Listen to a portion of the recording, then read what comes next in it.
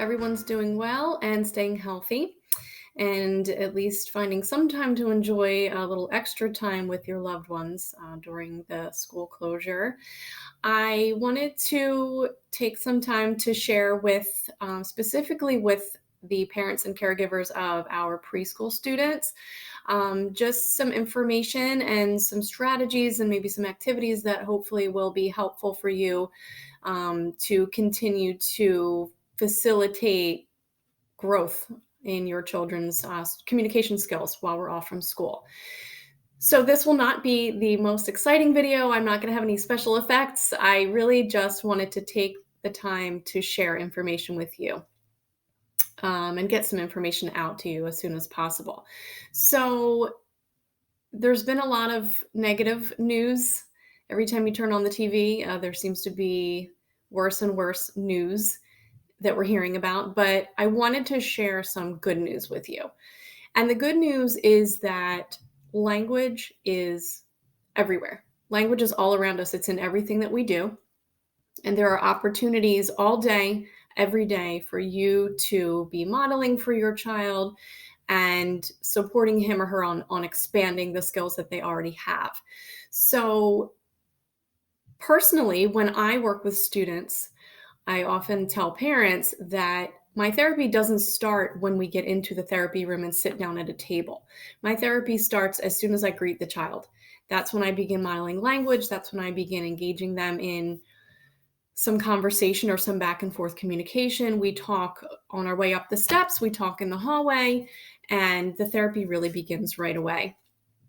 One of my favorite times of the year at work is the 100th day of school. When it's the 100th day of school, the kindergarten students bring in the most amazing projects that they complete with their families, and they're displayed in the hallway. And what I love to do is bring the students up into the hallway and talk about everything that we see. So there are many, many opportunities to describe things, to label things, talk about how things might feel. And it's just a perfect time to work on language skills without ever having to step into my therapy room and sit down at the table. So just getting that point across that you don't have to be in the therapy environment in order to stimulate your child's language skills.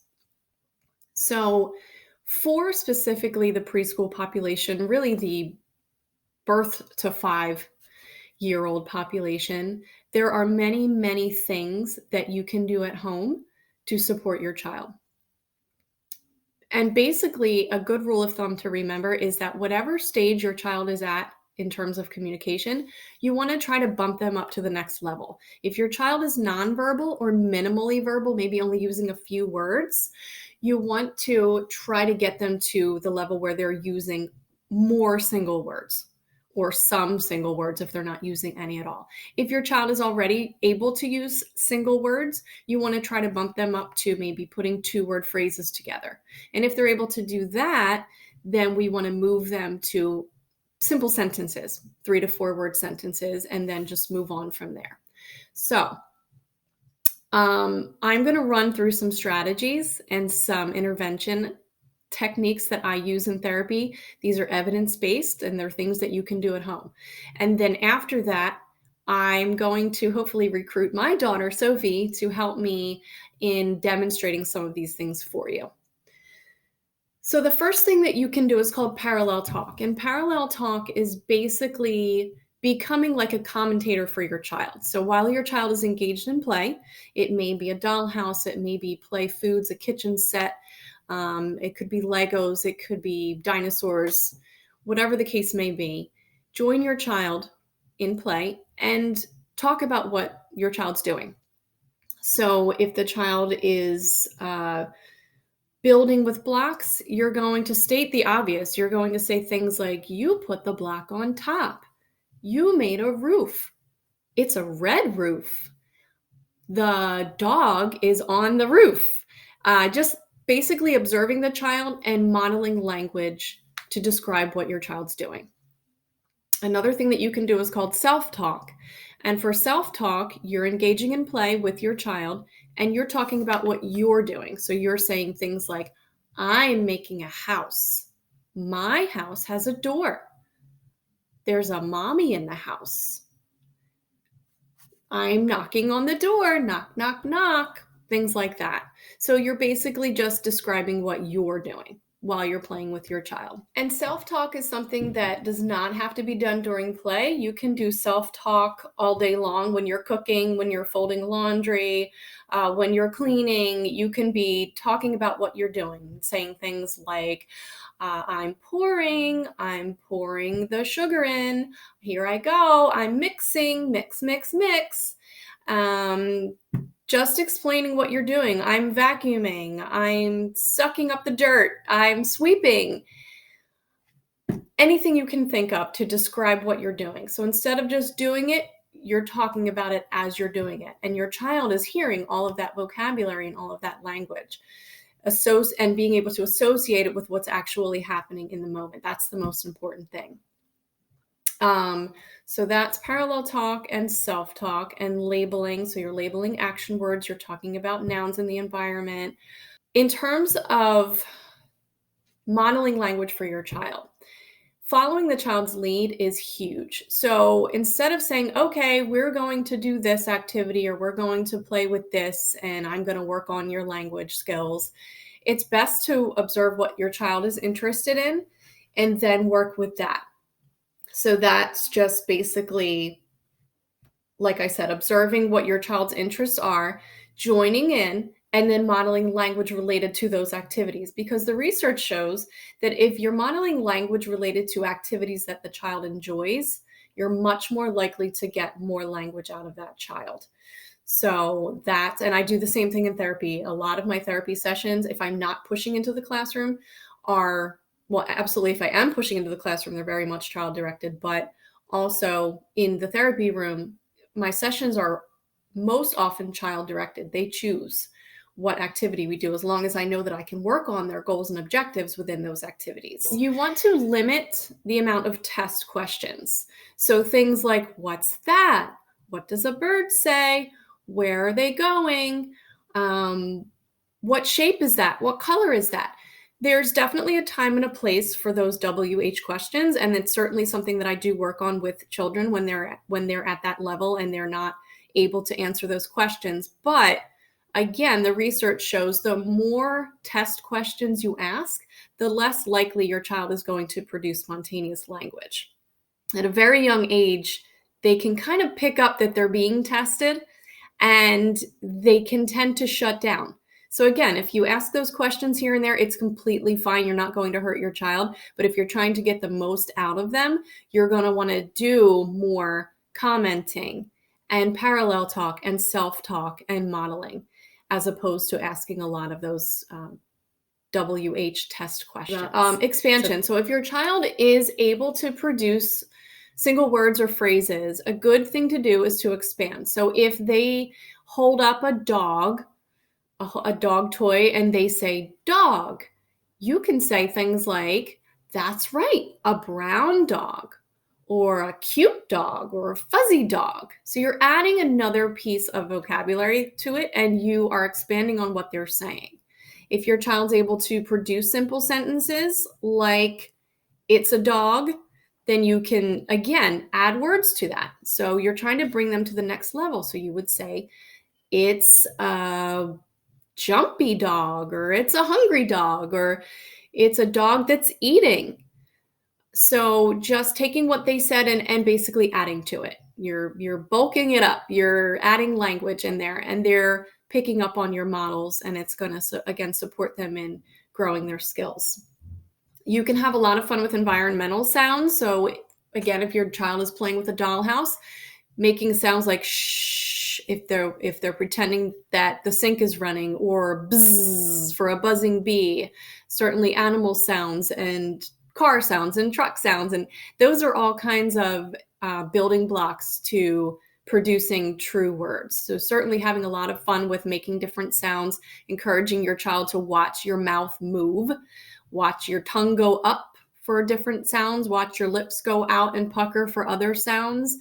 Encouraging them to look at you is really important, because a lot of children who are delayed in their communication skills really need to see the visual cues as to how to move their mouths. And mirrors can be really fun for this as well, just making silly faces in the mirror and making different sounds and trying to have them imitate is another good one. So you can also create opportunities at home for communication. So if you know that there are certain toys or food items or things that your child really loves, a good thing to do is to put those things up and out of reach, but still within view, so the child can see them but cannot reach them. You can put them up high, or you can put them in a container that's maybe closed really tightly. And then the child has to request in whatever way he or she can, whether that's a gesture, a word approximation, or a whole word or a sentence. But you're encouraging them to communicate what they want instead of just giving them what you know they want. So we're really requiring them to use the skills that they have and then expanding on that. If they give you a gesture or just a sound, you can interpret that and say, oh, apple. You want apple.